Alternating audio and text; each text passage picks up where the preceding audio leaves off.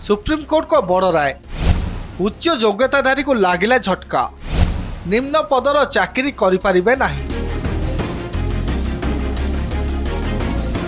PG किंबा PhD भली उच्च डिग्री हासिल करी कौनसी गोटे छोटिया सरकारी चाकरी अपेक्षा अछंती कि जदि हाँ तेबे सुप्रीमकोर्ट देइचंती बड़ झटका।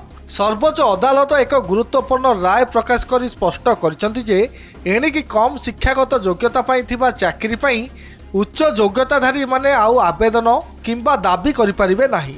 कोर्ट को यही बड़ निष्पत्ति पर चाकरी आशायींक मध्यरे जोरदार चर्चा आरंभ हो जाइछि।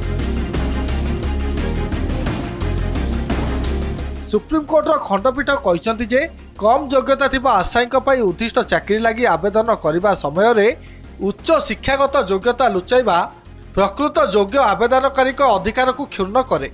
अधिक योग्य प्रार्थी माने एपरी चाकरी हाथई नेबा द्वारा जेउ मानक पई एही पदवी विशेष भाव में सृष्टि करा जाइछि सेमाने अन्याय भाव में सुजोगरु वंचित हेउछंती। जेतेबेले एक निर्दिष्ट पदवी कम योग्यताधारी पई संरक्षित थाए सेठारे उच्च योग्यता संपन्न व्यक्ति को नियुक्ति देबा संपूर्ण अनुचित।